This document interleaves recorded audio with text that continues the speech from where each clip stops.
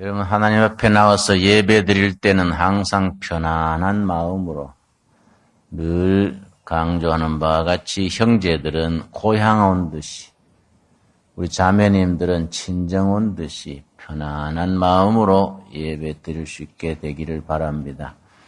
예배 시간이 안식의 시간이 되고 행복한 시간이 될 수 있기를 바랍니다. 혹시 좀 일주일 동안 생활에 지쳐서 예배 시간에 잠이 오면 신경 쓰지 말고 앉은 채로 그냥 깍박 졸고 나면 마음이 가뿐합니다. 미국의 대표적인 복음 전도자가 빌리 그레함입니다. 영어로는 이반젤리스트. 그런데 이 이반젤리스트라는 단어가 우리말로 부흥사란 말과 하고는 좀 다릅니다. 이 복음 전도자인 이반젤리스트 빌리 그레함이 7년 전에 2001년에 세계 기독교의 그 주도권에 대해서 이니시아티브에 대해서 언급한 적이 있습니다. 그때 7년 전 2001년에 빌리 그레함이 이르기를 기독교의 유럽, 미국의 시대는 지나갔다. 복음의 횃불이 유럽, 미국을 중심으로 하던 시대는 지나가고 아시아의 시대가 왔다. 앞으로 올 것이다가 아니고 이미 아시아의 시대가 왔다고 얘기하면서 대단히 섭섭한 일이지만은 기대되는 바가 크다. 그런 얘기를 함께 했습니다. 섭섭하다는 것은 자기가 미국의 복음 전도자로서 복음의 횃불이 중심이 유럽, 미국에서 떠났다는 것에 대해서는 섭섭한 일이지만은 아시아 쪽으로 옮겨졌다는 것에 대해서 기대하는 바가 크다는 의미를 담고 있겠습니다. 내가 이번 주에 화요일 날 중국 온주 상해로 갔다가 어제 왔습니다. 중국 분들이 어떻게 열심히 듣고 열심을 내는지 나는 중국 분들의 열심히 맞추어 사느라고 좀 지쳐서 지금 머리가 띵합니다. 그분들이 열심히 들으려 하니까 나도 열심히 전할 수밖에 없지요. 온주란 곳에 갔었는데 상해에서 바닷가로 한 비행기로 40분 간 도시입니다. 상업 도시입니다. 거기는 인구가 한 800만 되는데 크리스찬이 120만, 그러니까 15%지요. 아주 중국의 예루살렘이라 할 만큼 아주 기독교 세력이 뿌리가 탄탄했습니다. 그 유명한 그 문화혁명 때도 온갖 핍박 속에서도 교회가 문을 닫지 않고 많은 순교자, 희생자를 내면서 교회를 중심으로 예배를 중단하지 않았다는 겁니다. 그 온주 교인들의 그게 자부심입니다. 우리가 문화혁명 때도 피 흘리면서 교회를 지켜왔다. 앞으로 중국 복음화에 우리가 중심 사명을 감당할 것이다. 그런 아주 포부라 할까요? 그런 비전이 있었습니다. 이번 집회에는 저 동부가 영길에서부터 내몽고, 상해, 무슨 남양, 중국 전국에서 골고루 한 200명이 왔었는데 중국 교인들이 참 가슴이 뜨거워요. 그 사람들은 핍박 속에서 살아남아가지고 예수님 붙들고 목숨 걸고 살아난 사람들이기 때문에 자부심이 있고 아주 뜨거웠습니다.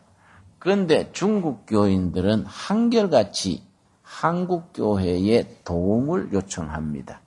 무슨 물질적인 도움이 아닙니다. 중국 교회 유엔주일 학교도 좀 지도해주고 중국 교회 음악도 지도해주고 무엇보다도 혼란한 신학적인 바탕, 신학적인 훈련, 중국 교회의 지도자들을 훈련시켜달라는 그런 얘기를 아주 간곡히 부탁을 하곤 합니다. 내가 저녁으로는 온주 지역의 크리스찬 기업인들을 대상으로 이틀간 집회를 했습니다.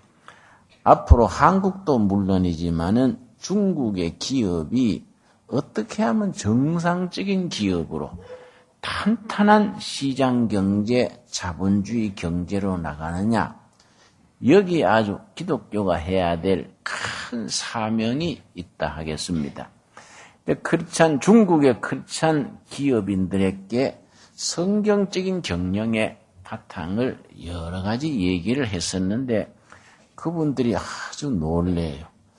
우리는 열심히 신앙을 지켜온다고 왔지만은 우리 성경에서 그런 경영적인, 경제적인 원리가 있는 줄은 몰랐다. 아주 그 사람들이 아주 눈이 열린다는 말을 거듭거듭 했었습니다. 잠언 20장 18절 말씀, 우리 잠언이 경영에 대한 교과서라고 합니다. 서점에 가면 기독교 서적 중에 잠언의 경영학 이런 제목의 책이 있습니다. 경영학을 잠언을 교과서로 해서 풀어낸 책이 잠언의 경영학 이런 제목의 책입니다. 지금 20장 18절이 그 한 구절이 됩니다. 우리 잠언 20장 18절 같이 읽겠습니다. 경영은 의논함으로 성취하나니 지략을 베풀고 전쟁할지니라. 기업 경영이든지 국가 경영이든지 심지어 가정 경영, 교회 경영에까지 경영의 요점은 의논하는 것. 서로 마음을 열고 주제를 앞에 두고 서로 의논하는 것.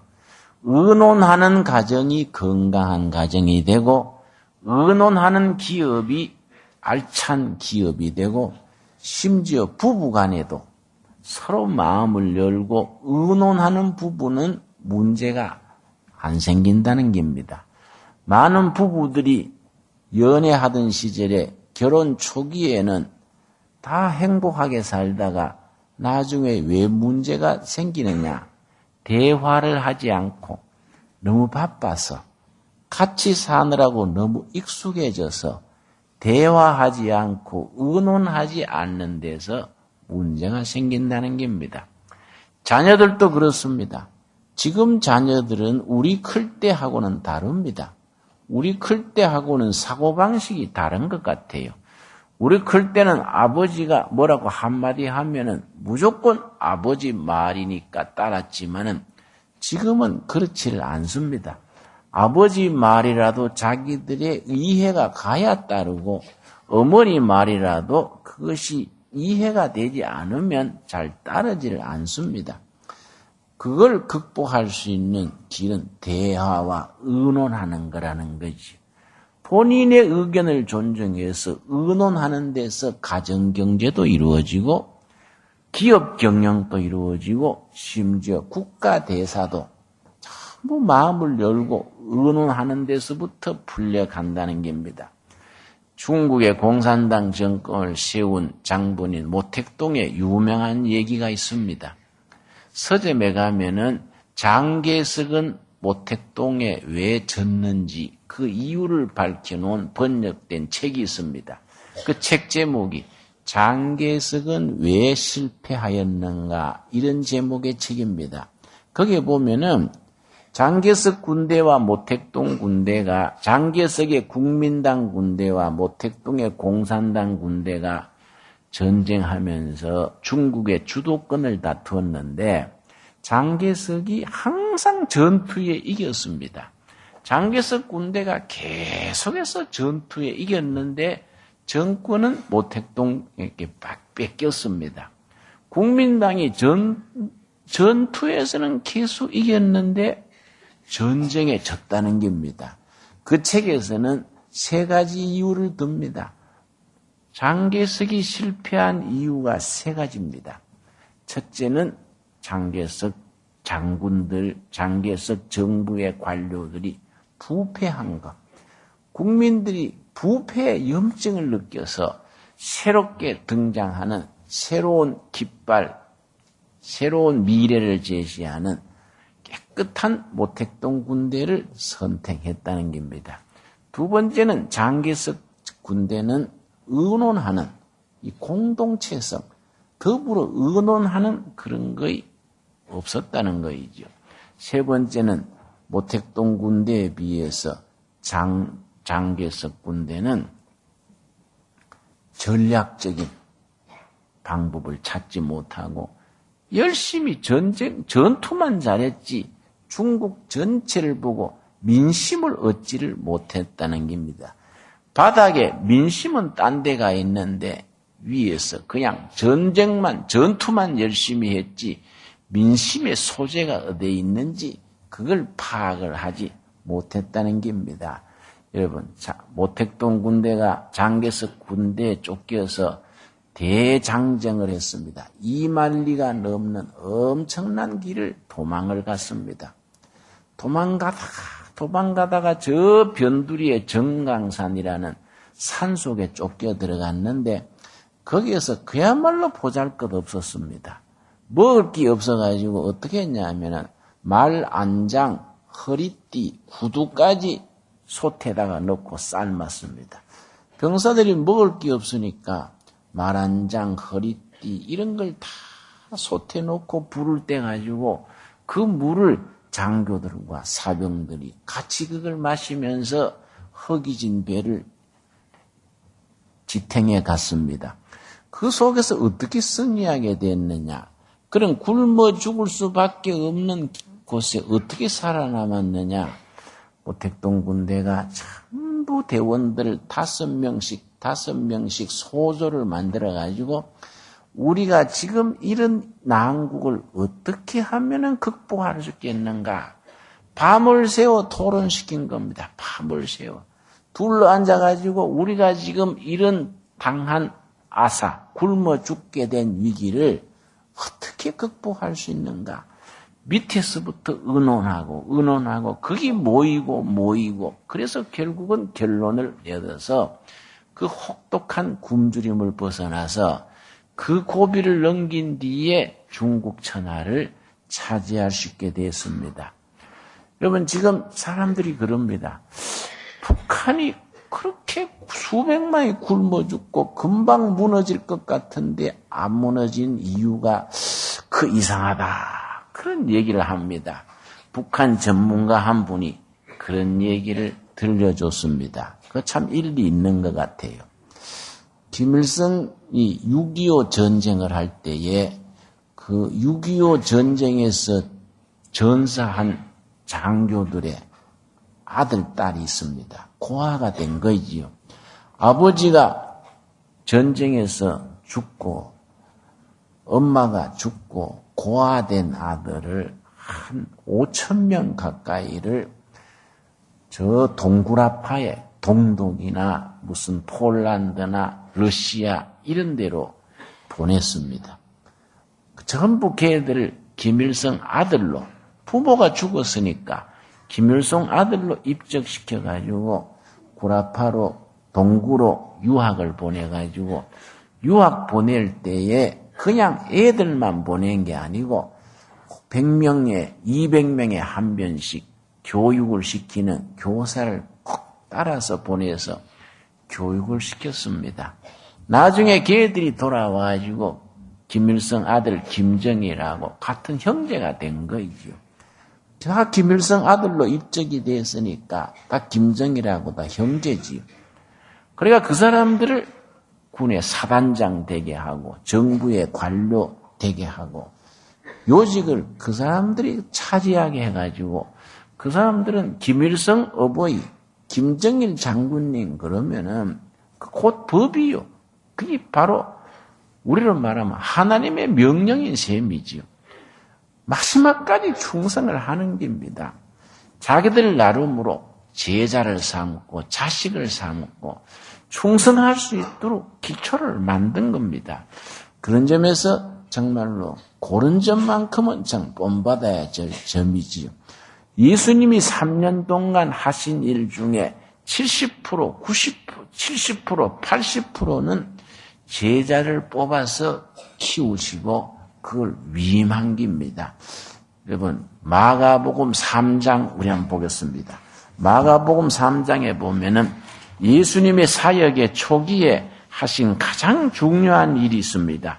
마가복음 3장 우리 다 같이 찾겠습니다. 3장. 지금도 예수님의 교회가 가는 곳에는 항상 이 일이 계속해서 이루어져야 됩니다. 마가복음 3장.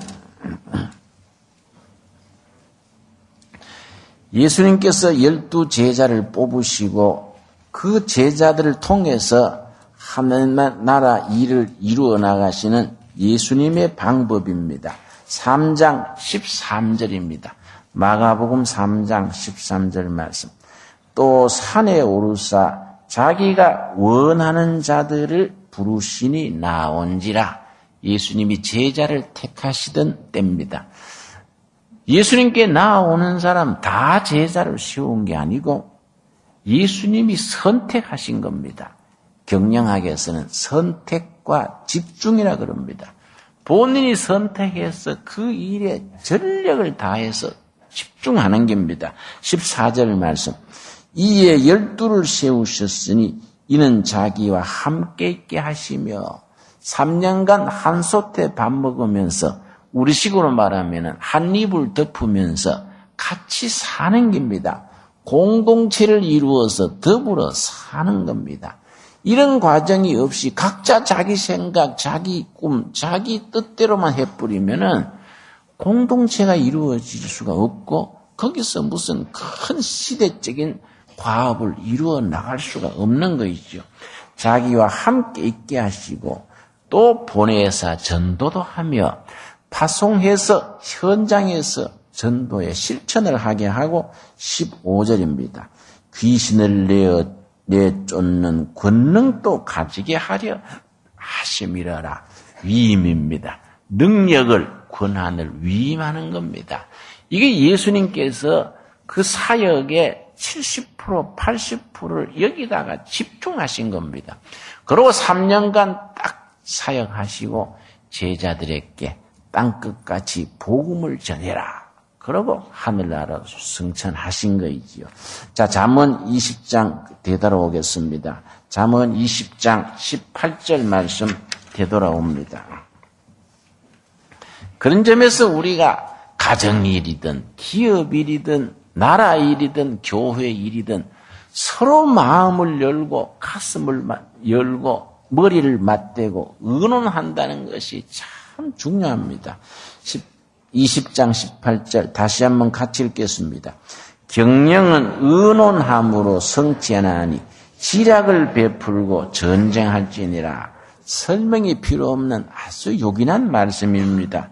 잠언 19장 21절 읽겠습니다. 19장 21절 말씀. 경영에 대한 좋은 말씀이 이어져 나옵니다. 잠언 19장 21절 말씀. 사람의 마음에는 많은 계획이 있어도 오직 여호와의 뜻만이 완전히 서리라. 우리가 밤늦게까지 머리를 쓰고 궁리를 하고 계획을 하지만은 일을 이루시는 분은 여호와시다. 제가 남양만에서 농민들 좀 잘 살게 한다고 축산단지를 만들려고 돼지단지, 소단지 이걸 만든다고 계획을 세웠습니다. 보따리 들고 조용한 데 가가지고 일주일 동안 아주 머리를 짜내서 월요일부터 토요일까지 머리를 짜내가지고 남양만 축산단지 조성 사업 계획서 3년 단위로 이렇게 짰습니다. 그래 이걸 또 프린트를 해가지고 들고 농수산부에 갔습니다. 농수산부 축산국장 만나가지고 우리 남양만 영세 농민들을 위해서 이런 축산단지를 만들려 하니 협조해 주시오 하고 그걸 제출을 했더니 축산국장이 그걸 읽어보더니 이걸 누가 썼냐 그래요. 제가 만들었습니다. 그랬더니 정말이냐 그래요. 당신 전공이 축산이냐 그래서 아닙니다. 저는 철학하고 신학 전공했습니다. 또 물어요. 이게 당신 자신이 쓴 게 맞느냐고 그래서. 이게 왜 자꾸 물으세요? 내가 썼습니다. 그랬더니 왜 그래 묻느냐 하니까 자기가 농수산부에 들어와서 국장 될 때까지 지금까지 계획서 본 중에는 최고로 잘 됐다 그래요. 아주 탁월한 계획사라 그래요. 그래서 내가 우쭐해가지고 열심히 계획대로 했는데 홀랑 망했습니다. 홀랑 망해가지고 완전히 알거지가 되고 빚쟁이가 돼가지고 그때 빚져가지고 고생한 얘기하면 지금도 생각하면 손바닥에 땀이 날 지경이에요. 아무리 계획이 완벽하고 빈틈 없어도 네 계획은 사람이 할지라도 이루시는 분은 누가 이룬다 그랬습니까? 하나님이 이루신다는 말씀이지요. 그래서 우리는 기도해야 되는 겁니다. 그래서 우리 말씀 붙들고 나가야 되는 겁니다. 말씀 붙들고 기도하고 영적인 기초 위에서 계획을 세우고 하나님의 경영을 할 줄 알아야지 사람의 머리에서 나온 것이 한계가 있을 수밖에 없습니다. 잠언 21장 5절 한번 보겠습니다. 21장 5절 말씀. 이 잠언의 경영학이란 말이 나올 만하지요. 잠언의 이 경영에 대한 경제에 대한 말씀이 계속해서 줄줄이 나옵니다. 잠언 21장 5절입니다. 부지런한 자의 뭡니까? 경영은. 이 경영이라는 말이 중요합니다. 풍부함에 이를 것이나 조급한 자는 궁핍함에 이를 따름이니라. 부지런하게 경영하는 사람은 크게 성공하지만은 조급하게 서두르는 사람, 계획도 없이 그냥 서두르는 사람은 실패하게 된다. 그 말입니다. 그런데 여기 중요한 것은 부지런한 자가 성공할 것이나 그 말이 아닙니다. 부지런한 자의 뭡니까? 경영입니다. 경영. 부지런히 경영하는 사람이 성공하는 것이지 번영하는 것이지 몸으로 부지런하다고 된다는 게 아니지요. 몸으로 부지런하는 사람이 다 성공할 것 같으면 대한민국 농민들은 다 부자 중에 부자가 됐겠지요. 농사철에는 별 보고 나가서 별 보고 들어오는데 농민들이 여전히 어렵지요. 부지런한 자의 경영입니다. 경영. 경영은 지혜입니다. 지혜. 지혜는 우리가 성경적으로 어디서 얻게 됩니까? 야고보서 1장 5절에 뭐라겠습니까? 너희가 지혜가 부족하거든 후히 주시고 꾸짖지 아니하시는 하나님께 기도해라. 기도해라. 그러면 주시리라. 참 지혜는 기도가 뒷받침됐을 때에 하나님의 은혜와 하늘로 오는 지혜와 총명이 뒷받침됐을 때에 얻어지는 것이지요. 그래서 우리가 가정 경영이든 기업 경영이든 교회 경영이든 국가 대사의 경영이든 정말 무릎을 꿇고 겸손하게 지혜를 구하는 기도가 밑받침이 돼야 됩니다. 부지런한 자의 경영은 번영함에 이를 것이나 조급하게 서두르는 사람은 실패할 수밖에 없다.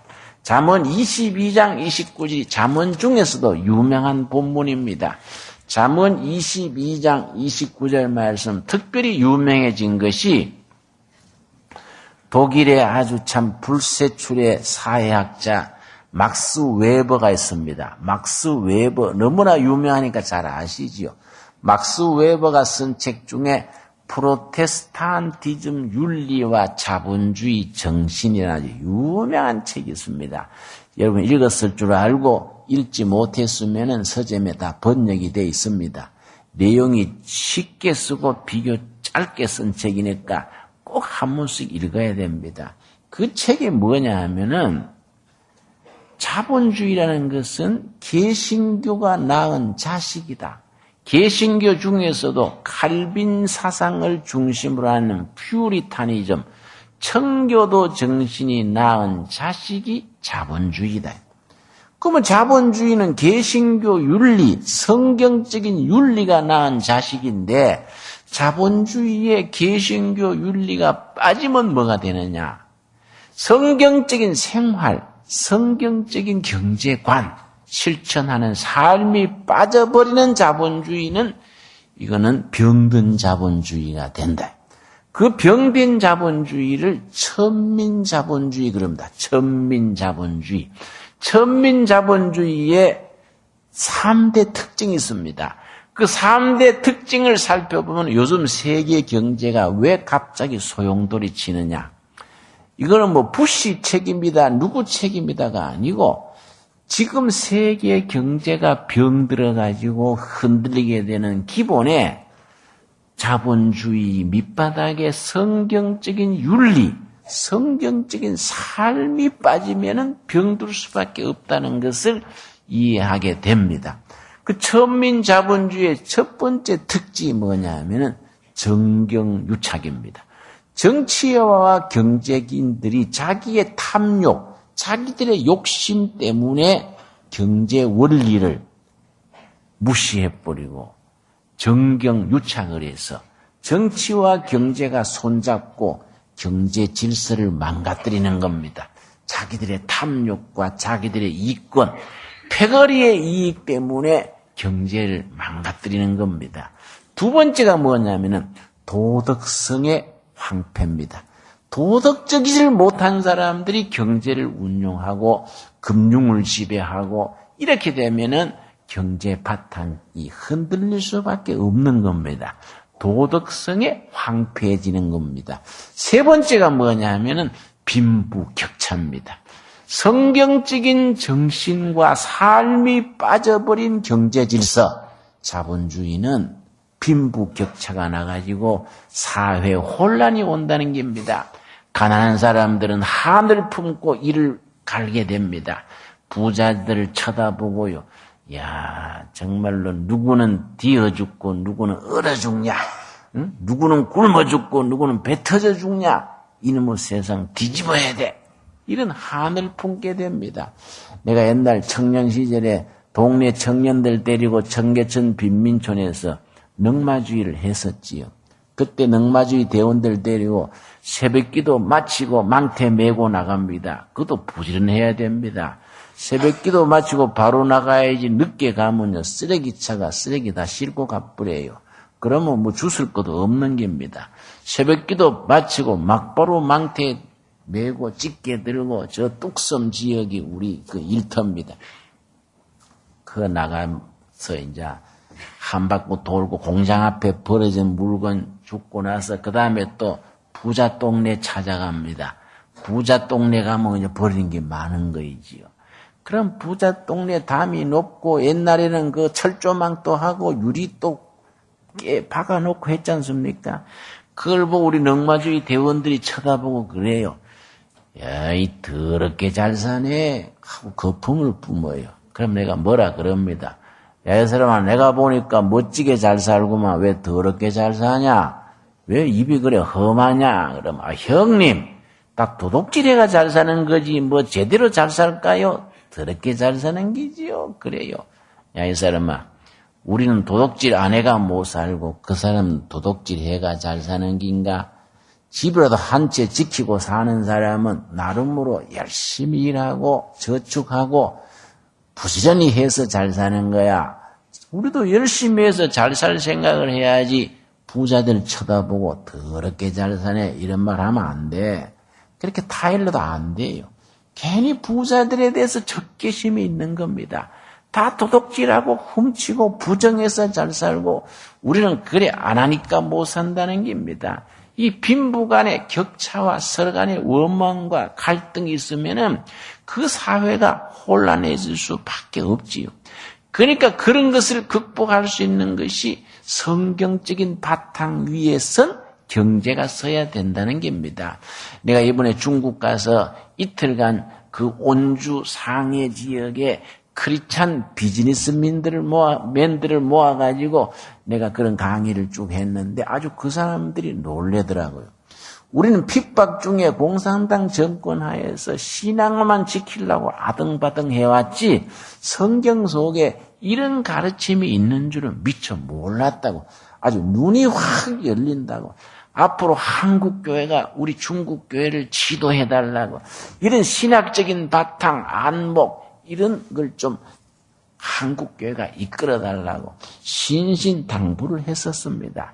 그 막스 웨버가 쓴 그 책 중에 정말 건전한 자본주의의 기초를 닦은 사람의 얘기, 미국 산업사회, 미국 자본주의의 기초로 닦은 얘기가 나옵니다. 그 사람을 벤자민 프랭클이라는 사람을 들었습니다. 벤자민 프랭클린이 그런 미국 산업사회의 기초를 닦을 수 있던 근거가 바로 잠언 22장 29절이라 그럽니다. 그렇게 유명한 구절입니다. 잠언 22장 29절에 대해서 막스 웨버가 뭐라고 썼느냐 하면은 미국 건국 초기의 지도자였던 프랭클린이 그 아버지 어머니가 영국의 퓨리탄 청교도를 했습니다. 아버지 어머니가 신혼 시절에 신앙의 자유를 찾아가지고 나무배를 타고 대서양 건너서 미국 건너갔습니다. 미국 건너가가지고서는 자기 자식들을 키우면서 가난해가지고 학교는 못 보냈습니다. 벤자민 프랭클린이 학교를 1년밖에 못 다녔습니다. 가난해서 학교는 못 다녔는데 청교도 정신, 성경적인 생활 윤리를 자식들한테 철저히 가르친 겁니다. 그 가르치는 기준이 잠언 22장 29절이었습니다. 나중에 벤자민 프랭클린이 크게 성공한 뒤에 자기 자서전을 썼는데 자서전에 썼습니다. 내가 아버지 어머니가 가난해서 학교는 1년밖에 못 다녔지만은 내가 사랑구실하고 살 수 있었던 이유는 잠언 22장 29절을 체득했기 때문이다. 온몸으로 배웠다는 겁니다. 철저한 퓨리탄 청교도였던 아버지 어머니가 가난해서 자식은 못 가르쳤지만은 몸으로 삶으로 가르쳤다는 겁니다.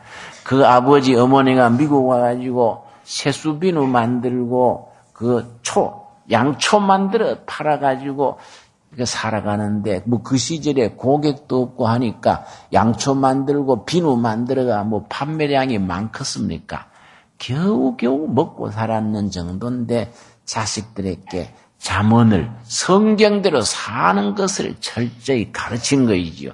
잠언 22장 29절 우리 한번 같이 읽겠습니다. 너가 자기 일에 능숙한 사람을 보았느냐? 이러한 사람은 왕 앞에 설 것이요 선한 자 앞에 서지 아니하리라.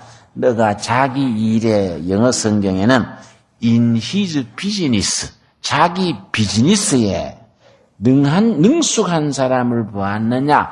이 능숙한 사람이란 말의 원문의 뜻은 세 가지를 합친 단어입니다.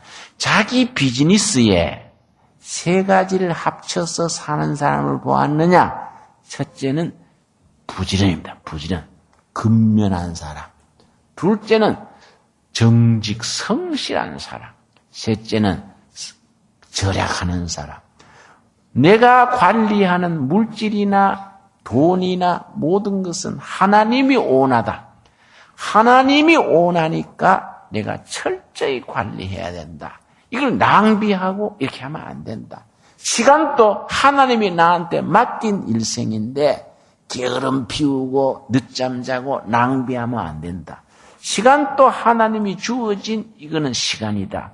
이걸 근면하게 정말 절도 있게 잘 시간을 활용해야 되고 물질도 그렇고 지식도 그렇다. 건강도 그렇다.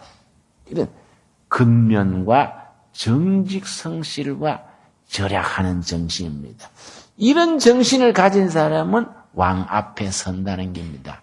나중에 벤자민 프랭클린이 미국의 국가 대표로 세계 대사로 나가가지고 5나라 왕 앞에 설 수 있었습니다.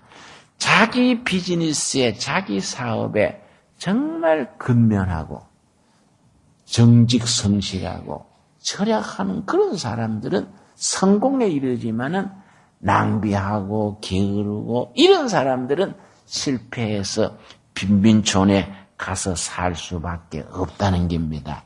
여러분 지금 온 세계가 불경기입니다. 대단히 어려운 시기입니다. 아마 올겨울 내년 전반부까지는 계속 어려울 겁니다. 정말 우리가 어려운 시기에 하나님 붙들고 성경적인 바른 생활을 해서 어려움을 극복을 하고 하나님 앞에 쓰임받고 영광 돌리는 둘의 가족들로 세워질 수 있게 되기를 바랍니다. 그런 점에서 마태복음 25장이 우리에게 교과서적인 얘기지요. 마태복음 25장 14절입니다.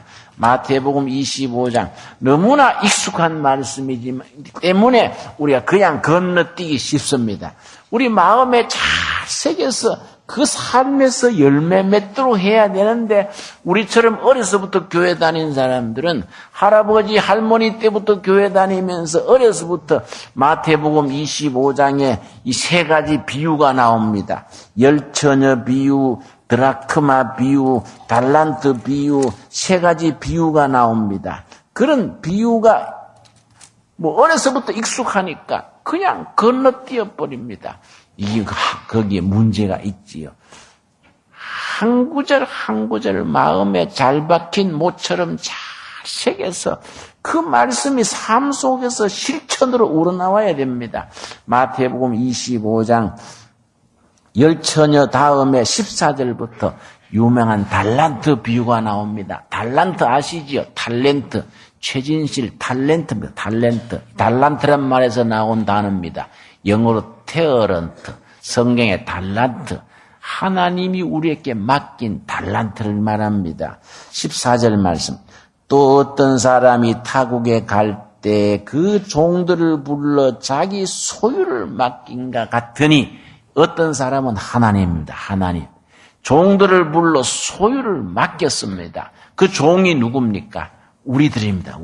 우리들에게 하나님이 소유를 맡겼습니다. 경영학에서는 소유와 경영의 분리라 그럽니다. 소유는 하나님, 경영은 우리 하나님의 일꾼된 우리. 이걸 청지기 정신 그럽니다. 철저한 청지기 정신이 성경의 원리입니다. 소유주는 누굽니까? 하나님입니다. 우리는 일을 맡은 청지기들입니다. 다 꽃같이 맡긴 게 아닙니다. 15절 말씀. 15절 같이 읽겠습니다.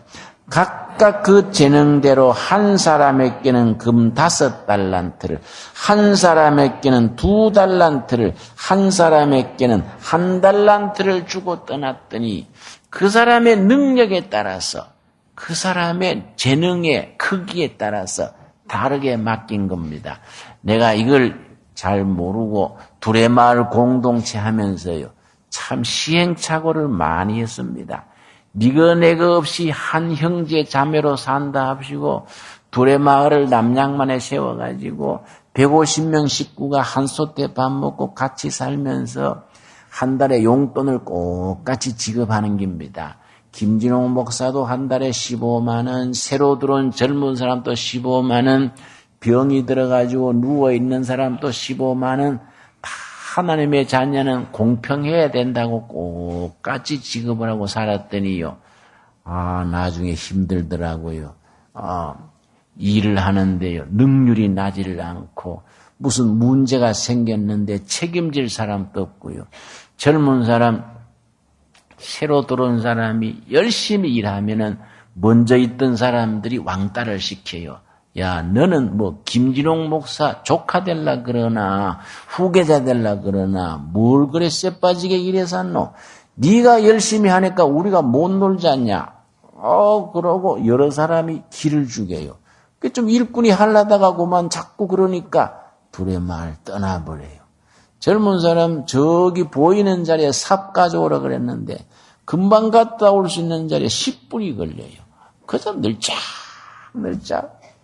또 어떤 애들은 또 10분마다 화장실 가요. 화장실. 뭔 화장실 자주 가냐? 기저귀 차고 일해라. 뭔 화장실을 그렇게 가냐? 이 일에 능률이 나지를 않아요. 그 내가 나중에 이 성경 말씀 보면서 능력대로 달란트대로 다 그릇이 다르고 한데 꼭 같이 한다고 안 되는구나. 이게 인간성에 맞지를 않아요. 여러분. 사람이 평등하고 평균하고 다르다 이 말이에요. 사람 하나님 앞에 인격과 인권이 평등하지만은 능력과 맡은 함량은 달란트대로 다른 겁니다. 각자 다른 걸 맡은 대로 최선을 다하는 것이 하나님 앞에 합당한 것이지요. 그래서 나중에 뭐라 그랬습니까? 19절 말씀. 마태복음 25장 19절 말씀. 우리 한번 같이 읽겠습니다. 오랜 후에 그 종들의 주인이 돌아와 그들과 결산할세. 세월이 지난 뒤에 소유주가 되는 주인이 와서 결산하는 겁니다. 우리가 하나님의 보호자 앞에 언젠가 서서 다 결산하는 겁니다. 나는 땅에서 뭘 했냐? 어떻게 살았냐? 무슨 사명을 감당했냐? 갖고 지금 나가는 겁니다. 5달란트를 10달란트 맡은 사람이 뭐라 그랬습니까? 21절 말씀. 5달란트를 이문을 남겨서 10달란트 받은 사람에게 그 주인 되신 하나님이 뭐라고 말했습니까? 우리 둘의 가족들은 앞으로 하나님 보호자 앞에서 이런 칭찬을 다 받게 될 수 있게 되기를 바랍니다. 우리 21절 같이 읽겠습니다. 그 주인이 이르되 잘하였도다 착하고 충성된 종아 너가 작은 일에 충성하였음에 내가 많은 것을 너게 맡기리니 너 주인의 즐거움에 참여할지어다. 우리가 주님 앞에 섰을 때에 작은 일에 맡은 일에 최선을 다했다 칭찬 듣는 그런 성도님들로 우리 자리매김할 수 있게 되기를 바랍니다. 그러나 게으르고 맡은 것을 땅에 묻어놓고 있었던 그 사람은 무슨 말 들었습니까? 그 사람은 나중에 주인 앞에서 뭐라 그랬습니까? 26절입니다. 행여나 우리 둘의 가족들 중에 나중에 이런 말 듣는 사람이 나오면 안 되지요. 26절을 한번 같이 읽겠습니다. 그 주인이 대답하여 이르되 악하고 게으른 종아 나는 심지 않은 데서 거두고 해치지 않은 데서 모으는 줄로 너가 알았느냐. 악하고 게으른 종, 악하고 게으른 종. 여러분 우리가 주님 앞에서 착하고 신실한 종이 되어서 정말로 주님 앞에 칭찬 듣고 우리 사는 삶이 주님 앞에 복된 삶을 함께 이루어 갈 수 있기를 바랍니다. 우리 기도하겠습니다. 주님 은혜를 감사드립니다. 저희들에게 맡기신 달란트로 인하여 감사합니다. 저희들에게 맡기신 모든 기회와 시간과 인생을 감사합니다. 적은 일에 성실을 다함으로 착하고 충성된 종으로 주님 앞에 세움받게 하여 주시옵소서. 우리가 행여나 인생을 부도내고 잘못 살아서 악하고 게으른 종이라고 책망받는 자리에 서지 않게 하여 주시옵소서. 우리 각자가 자기 일에 정말 성실하고 근면하고 정직하여 정말 주님 앞에 칭찬 듣는 복된 청지기로서의 우리 직을 감당케 하여 주시옵소서. 예수님 이름 받들어 기도드렸사옵나이다. 아멘.